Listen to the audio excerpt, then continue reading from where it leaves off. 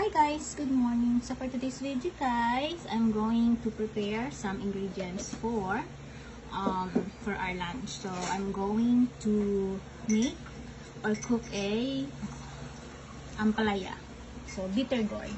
So ito na siya guys, dalawang malaking ampalaya.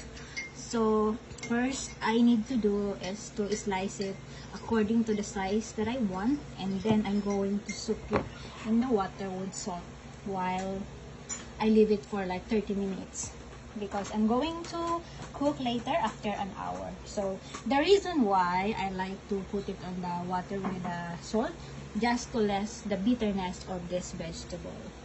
So ayan siya guys, ayan, nahugasan ko na yung ampalaya, and yes, of course naglagay ako ng rock salt. So haluin lang yan.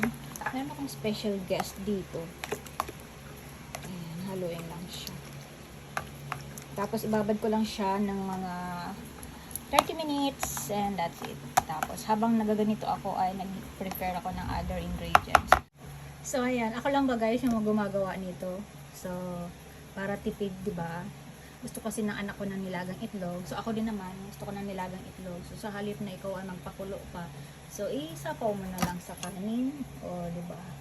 So, syempre, hugasan mo muna ang itlog bago mo siya ilagay dyan. Minsan, saging na saba, or kamote, mga ganon. Yan ang mga gawaing probinsya, o diba? Sinong relate? Hi guys! Hello everyone! Good morning! It's time 11:10 in the morning. So, sending all my love to all of you wherever you are right now.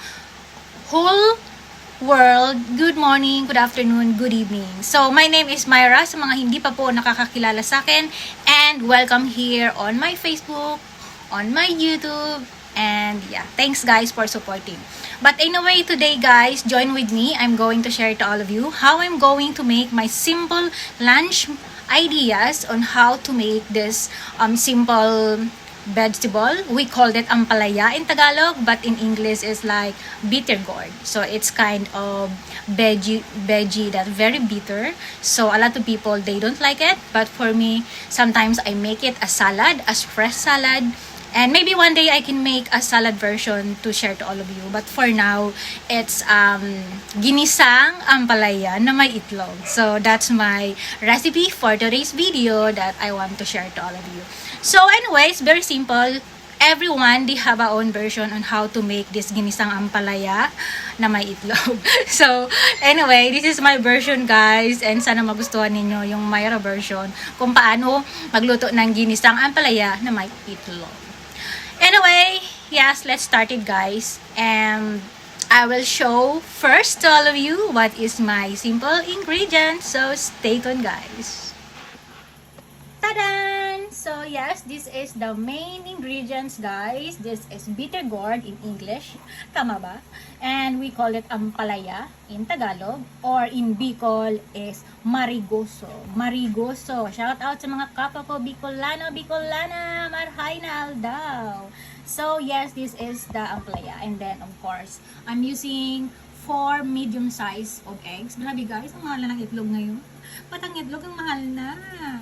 And I have bell pepper because yung kapatid ko wala siyang nabili na sili or green. Whatever, it's optional guys. Gusto ko lang maglagay niyan para mabango siya.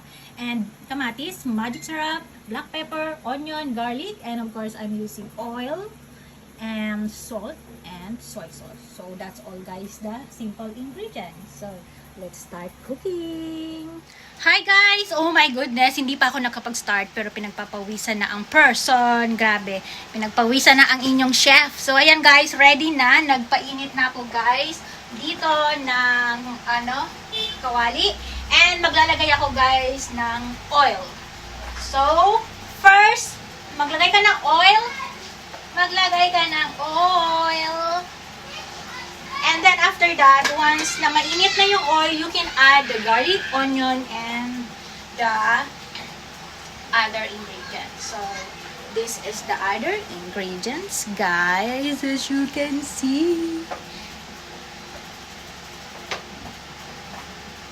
So, samahan nyo ng sayaw para mas masarap.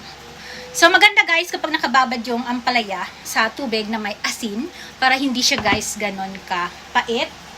But before that, kailangan ko siyang salain, guys, para, ano na, pag nilagay ko siya mamaya, ano na siya. So, everything is ready. So, now, I'm going to add the, garlic. Garlic, guys.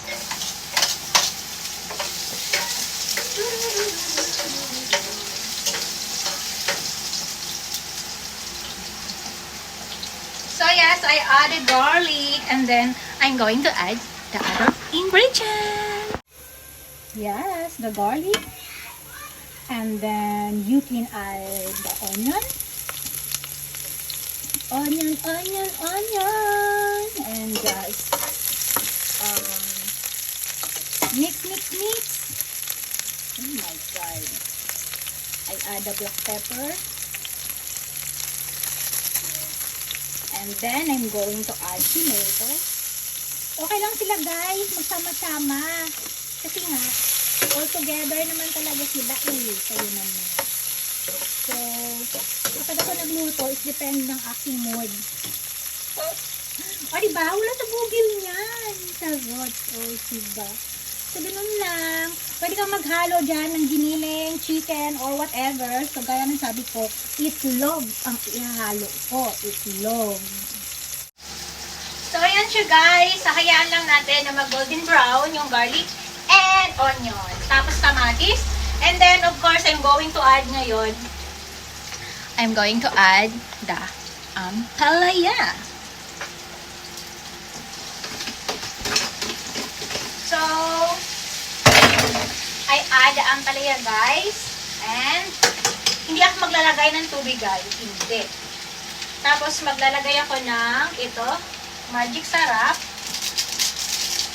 And maglalagay ako ng salt and soy sauce.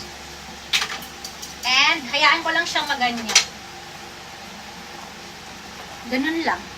Hayaan ko lang silang maganon. Tapos kusang lalabas yung juicy nung marigoso or ampalaya. So hindi na ako maglalagay ng tubig.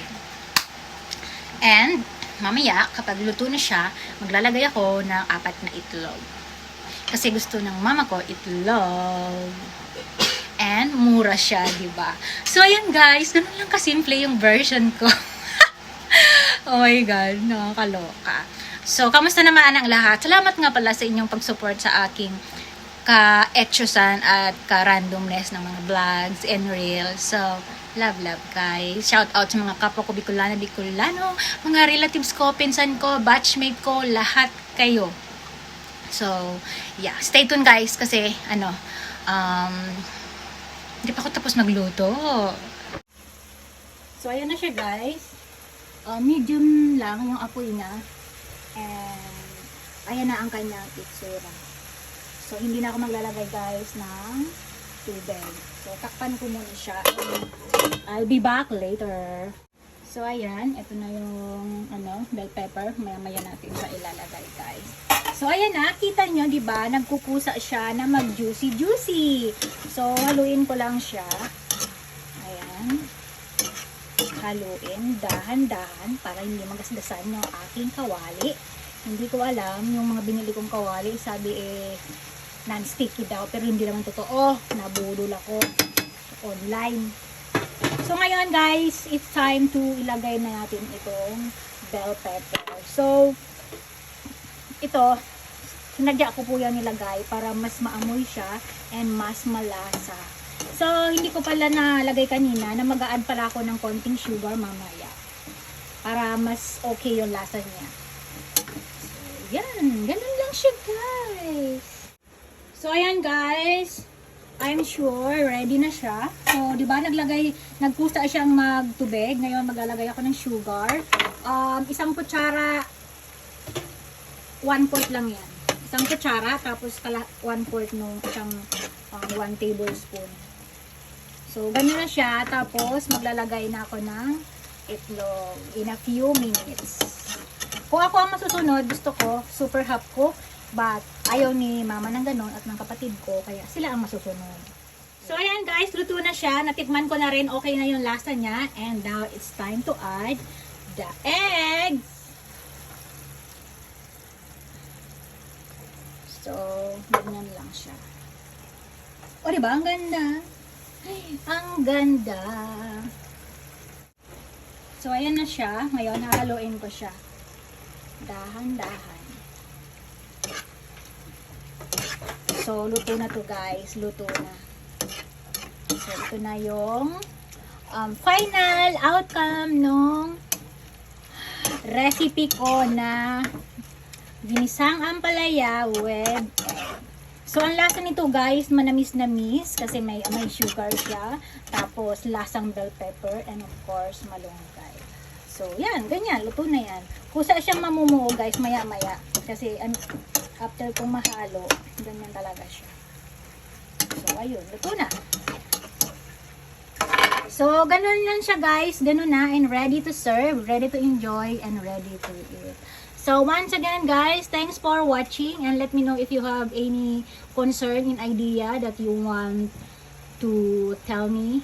Like, content that I must to do. So, I challenge you that. So, yeah. That's it guys. Kain po tayo. And happy day! Bye-bye guys!